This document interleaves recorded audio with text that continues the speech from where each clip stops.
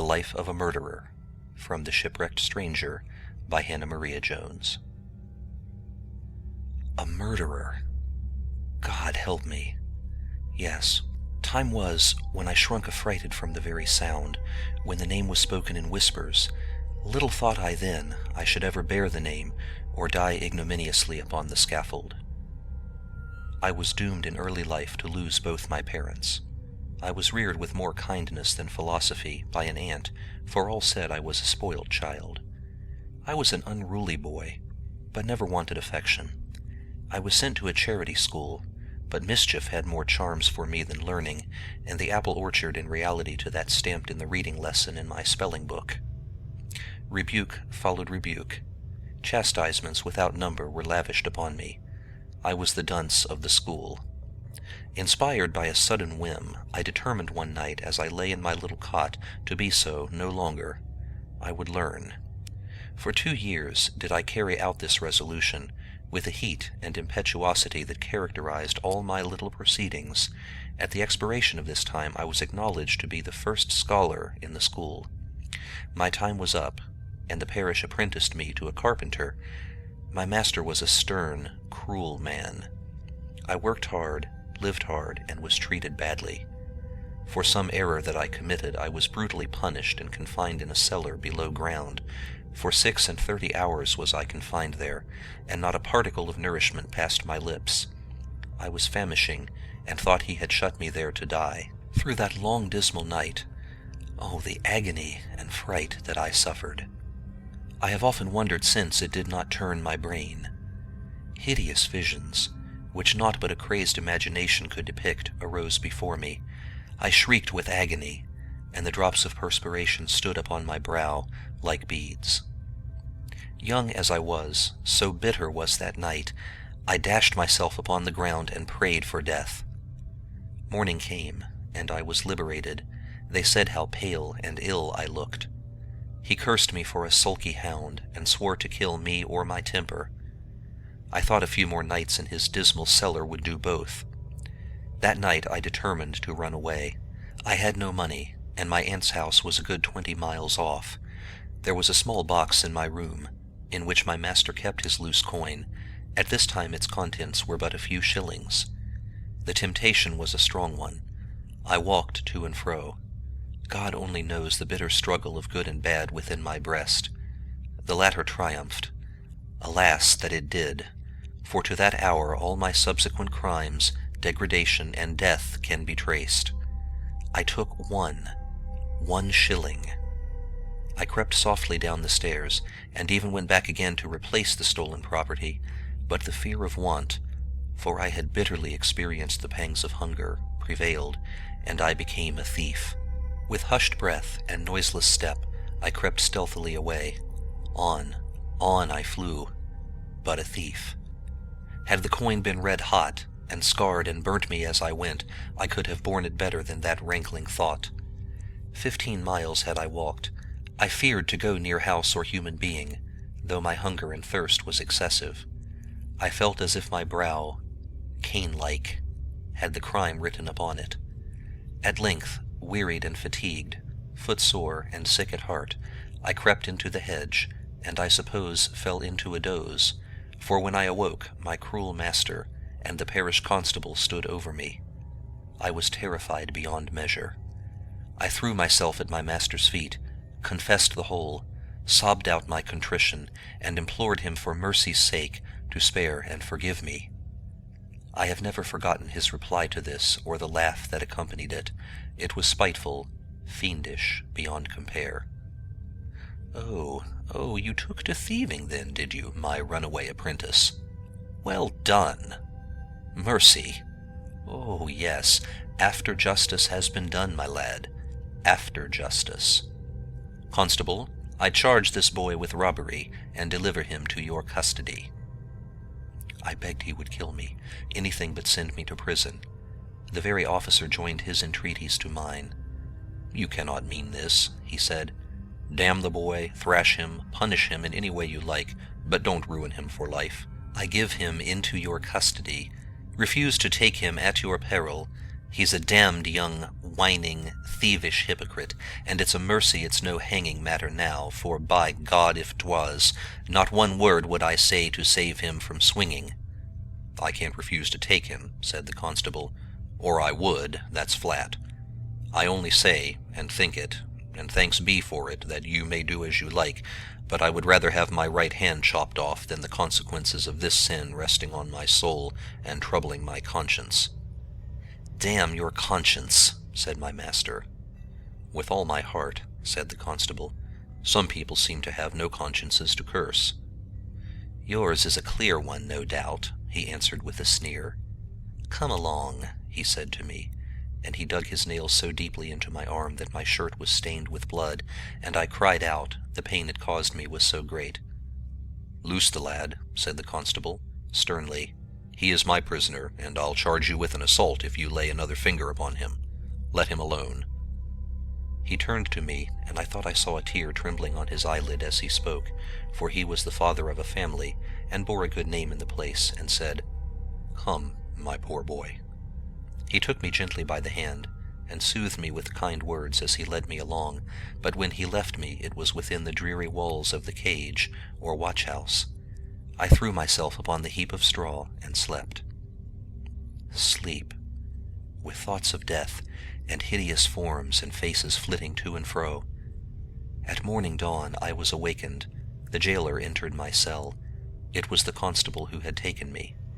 He bid me silence, and, taking instruments fitting for the purpose, he sawed away, and 2 iron bars fell quickly to the ground. He stopped then and said these words: "If you was a boy of mine, and any ill came of this prosecution, I would have the villain's heart's blood. As 'tis, my poor lad, I pity you from my soul, and have risked my all to save you, for if they knew I aided in your escape I should lose my character, my place, and every means of livelihood. I have a young family dependent upon me, and cannot afford to do this, yet I will strain a nerve, and risk something to save you." He pointed to the windows. "This act will be imputed to you. It will be your own fault if they ever catch you again, and if they do not, there are plenty of names besides your own you can adopt." He opened the ponderous door. A horse and cart stood in waiting. He lifted me in, laid me at the bottom, covered me with a sack, and lashed the horse into a gallop.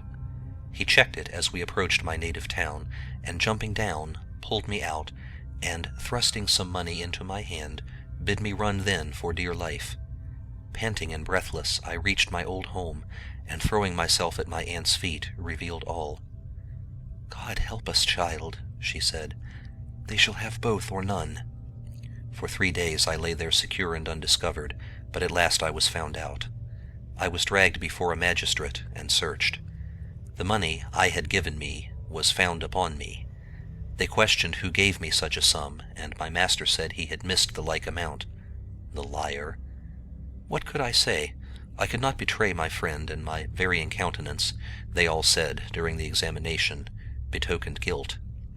So thought the recorder, I presume, for from his merciless lips came the merciless words: "The sentence of the court is that you be confined in His Majesty's jail for 12 calendar months, and be twice privately whipped." Oh, that it had ended there!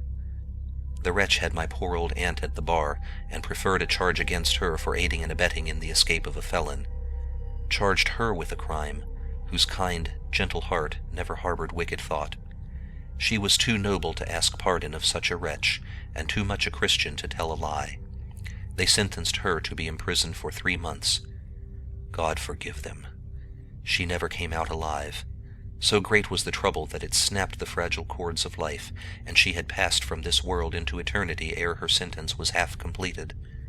My young heart harbored thoughts of revenge, for I thought her a murdered woman. I came out, sadly altered for the worse. The consciousness of sin was gone, and I fancied I had suffered a martyrdom, instead of paying a just penalty for a sin. My former friends shrunk from me, as though I had contracted a loathsome, infectious disease. Some few pitied the young villain, but more denounced.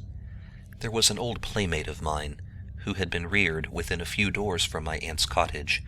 She was a gentle, kind girl. One day I overtook her.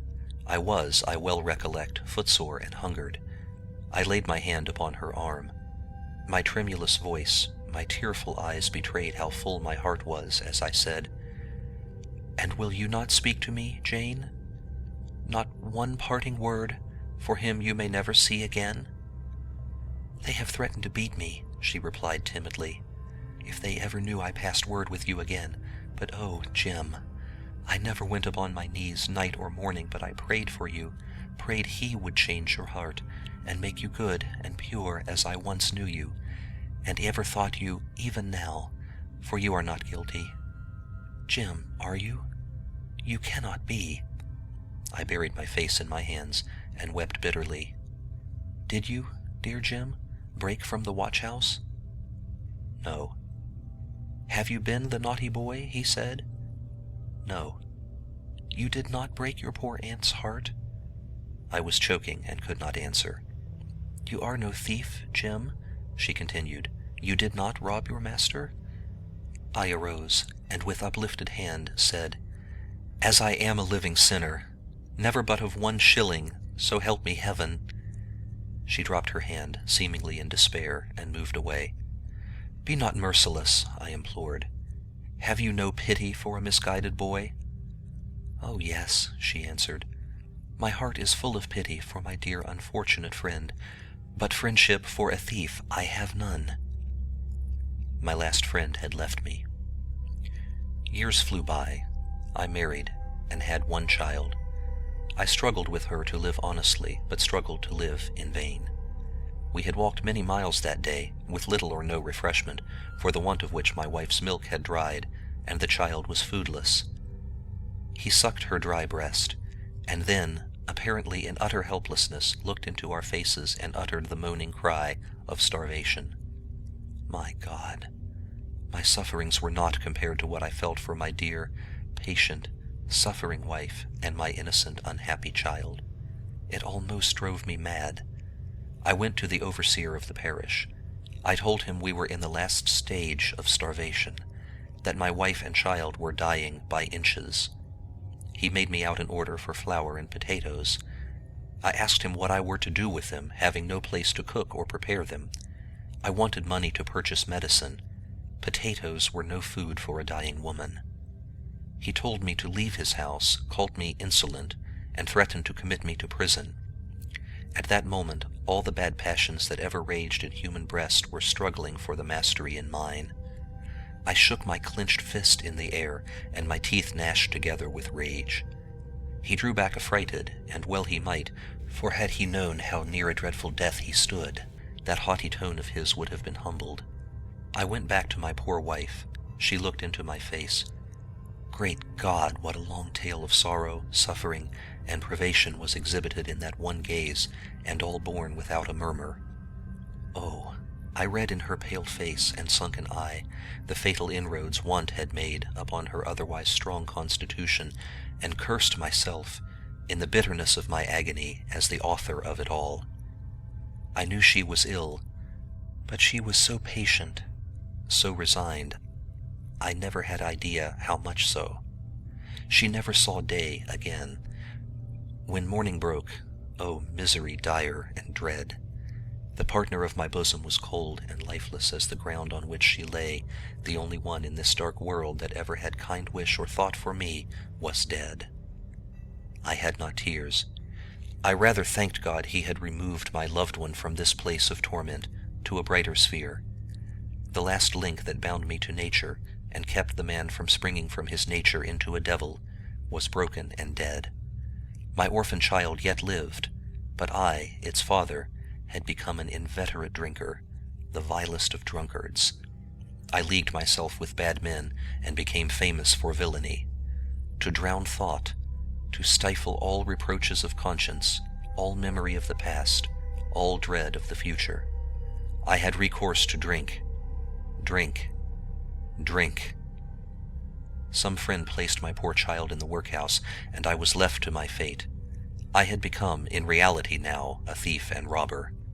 So notorious did I become that a reward was offered for my apprehension, and I was eventually taken, and though convicted only of a trivial crime, The greater ones could not be proved against me. I was sentenced to 14 years' transportation. I was sent to Van Diemen's Land. Now that I was debarred from the use of those cursed intoxicating drinks, I could think, and bitter agonizing thoughts perplexed me. My poor son was present to my imagination night and day, as though I had murdered him, was he before me. My time was almost up, and I determined for his sake, if possible, to reach England again. We were working in gangs, and in one of our expeditions to band a raft of logs floating on the water, I, struggling with the load, more than my most strenuous exertions could support, stumbled and fell. Someone kindly assisted me to my feet again. I gazed in his face. Heavens above, it was my son. He that I had left a mere child in England 14 years ago. So much agony and so much joy was in the meeting that I reeled and staggered like a drunken man. Happiness at meeting my son again, but bitter sorrow at meeting him there. He first found a tongue. "Father dear, listen," he said. "You think me guilty of sin, I read it in your face, but I swear," and he raised his hands toward heaven as he spoke, "I wear this degrading garb, but am as innocent of the crime imputed to me, and that doomed to this fate, as a child unborn. Father, I have been falsely accused, and most unjustly punished. They swore to lies, and by lies was I convicted. I was accused of highway robbery, when, at the time stated, I was miles away, and had witnesses to prove it. But yet they condemned me. Oh, had they eyes to read the human countenance, they would have seen innocence in mine, and guilt in his by whose evidence I was condemned." I asked his accuser's name. He said I could not know him. It was Baker. He lived at M, in Kent. It was the same man that ruined me when young, had made me what I was. At this moment our keeper noticed we were conversing. He approached and bid us with a curse, "Get to work." Night and day was his tale before me. Sleeping and waking, it was ever present. I heard our keeper whispering to another one day. He pointed to my son. "The doctor says that boy's in a deep decline, and I think he bears every sign of it, for that flushed face, too bright for health, that harassing, distressing cough, that hard-drawn breath, as surely tells as the sundial reveals the hour." The man's words wrought such an effect upon me that I threw myself at his feet and begged of him, as though my boy's life lay in his hands, that he would recall those dreadful words. What more I said, or what he replied, I know not, for so overpowered with excessive agony, I fainted at his feet. The shock I had received threw me into a fever. I was delirious, frightfully so. My madness gave me strength, and in imagination I acted the bitter part in life I had fulfilled over and over again. I grew better, at length, daily. My son occasionally visited me, and then I watched the dreadful progress the blighting, incurable disease had made. At times when I noticed the bloom upon his cheeks, forgetting all, in a parent's deep love and pride, I would picture to myself and tell him what a fine, smart fellow he would be, and what happy days we would yet pass together in the old world. Or in a better, he would add solemnly, though I little thought to what his words had reference then. Day by day he grew weaker. One morning a keeper came, and, bidding me prepare for the worst, told me my boy was dead. Not a tear, sigh, or groan escaped me. I bent over his lifeless body and swore to have vengeance, bitter, bloody, terrible vengeance on his murderer. I nursed this thought as though it was the climax of all earthly bliss. Ha! Kept it in my heart's core, to the exclusion of every other thought. A ship came into our port which had been dismasted in a storm, and many of its crew were drowned. My time was up. They gladly accepted my offer, and I worked my passage home to England. I set foot upon my native shore again with a heart full of dreadful thoughts. Actuated by these, I hastened with all speed towards the place where my old master, he who destroyed me and murdered my poor son, resided. I have heard of men being possessed of a devil. I felt as if there was one gnawing at my heart and urging me on to deeds of darkness and of blood. I went into a public house, There were plenty there now, for the village had grown into a town. A party of men, who by their dress were of the lower order, were speaking of my enemy. One with glaring eyes and fearful words was telling the others how the old villain had distrained upon a neighbor of his, who had been long suffering, and from the effects of want of employment and ill health had been unable to pay his demands, and through an old servant of his persecutor had been turned into the street to die like a dog. The man's furious pretensions found an echo in my troubled breast. Another, chiming in, said, "He's as hard-hearted an old scoundrel as ever cussed mankind with his infernal life. Don't you recollect, mates, how he served poor Jim? He called it justice, but in my opinion, if ever a man in the world committed murder, he swore away the life of that poor boy." He was referring to my son. Mastering the agitation which unnerved me, by a violent effort I turned to him and said calmly, "Were there any attempts made to prove his innocence?" "Oh, yes," answered the man. "A cove named Curtis, Bob Curtis, swore he slept at his house the night in question, which was a good 10 miles from the place where the old man said he was stopped and robbed.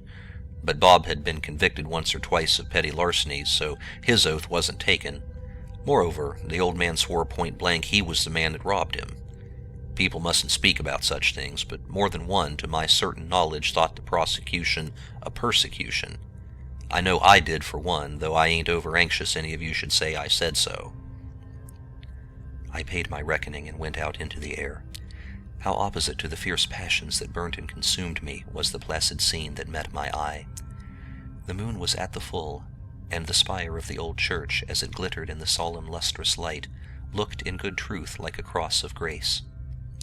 The very tombs in the quiet yard, those living records of the dead and withered past, looked more than usually awful in the silvery light. How many a tale of misery and crime, of sin and pain, lay hushed and silent there. Withered age, long suffering, and children early nipped, ere yet they had hardly entered into life. Sin and virtue, age and youth, the good and bad, the rich and poor, the morose and mirthful, the saint and sinner, the oppressor and the oppressed, the miser and the spendthrift, with all the various shades and form which human life presents, lay huddled side by side, all enmity stilled, all heart-burning hushed, in that one quiet bed. See yon pompous stone, that receptacle holds the ashes of one who in life was a powerful man. The manhood and the power time's heavy hand had been at work upon, and all that remains is a heap of brown, unwholesome bones. Death, thou mystery of mysteries, which every one must learn, yet no man, with all his mighty reasoning in life, can imagine or fathom. One would have thought such a scene as this would have softened all the greater, and called forth all the finer feelings of my debased nature. But no, they only made the devil burn the more fierce. I went down to them, examined them minutely, traced letter after letter with my finger, in hope of discovering his name, the register of the death of a relative gone before him. I chuckled and rubbed my hands with demoniac joy at the thought of discovering a vacancy that I would soon fill up, of going there after he was dead, of treading down with my foot that mound under which his carcass lay rotting and festering. That is a fearful night for the memory to look back upon, a fearful one indeed. I thought of the difference in our situations. He had become a rich and powerful man, and look at me. I went to his house the next morning, under plea of requesting relief. I bound a handkerchief round my head to disguise myself. There was no need of that. Time and care had disguised me enough. He asked me what I wanted, in a stern and unfeeling tone. I answered in a tone as harsh and haughty as his own, "Bread." He told me, I must earn it. Such lazy villains as I was, if we had our deserts, would be in prison. I answered him, until in his rage he called me an insolent dog, and struck me. One spring like a tiger, thirsting for blood, upon his prey, my hand was upon his throat. All my bitter thoughts came into action now. I pressed, His face grew purple, his tongue hung from his mouth, and his eyes seemed staring from their sockets. The clammy sweat of death bedewed his forehead. 1 minute more, and he would have known the secret of death. But the door was burst open, and the domestics, alarmed by the uproar, entered the room. To release my victim, draw a large Spanish knife from my pocket, and to bare its fearful blade was the work of a moment.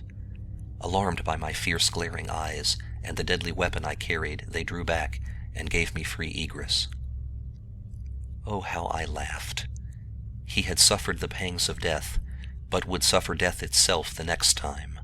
I lingered about the neighborhood for many months, still firmly bent upon carrying my damnable plot into execution. One day I was in a large unfrequented wood. A narrow path ran at my feet, and, walking along with an enfeebled gait and tottering steps, came that devoted old man, alone. With a shout of delight I strode before him, seized him by the collar, and dragged him into the recesses of the wood. I then released him. "Listen," said I, and I detailed to him who I was, and that I had purposely traveled hundreds of miles to execute justice upon the murderer of my son. With a face blanched with fear, with lips quivering from excessive agony, and pale and bloodless, he fell upon his knees, and, in tones that would have moved an iron heart to pity, begged I would not hurl him to the grave unprepared, and his past sins unrepented of, but that I would have mercy, and not bathe my hands in the blood of an old man. Would to God I had listened to his prayer. I drew forth the fatal knife, bared its hideous blade, and brandished it in the air. The old man shrieked with agony. My God, I can dwell upon this scene no longer. One fierce curse, one deadly thrust, one loud cry of despair and agony, a gush of thick lifeblood. The deed was done. He lay at my feet, dead. Now the hideous fantasy had left me. I would have given the world, even my own life, to have healed that gaping wound, and to have put breath into those motionless nostrils. It was too late, alas. Cain's curse was upon me. I was a murderer. I was arrested, tried, condemned.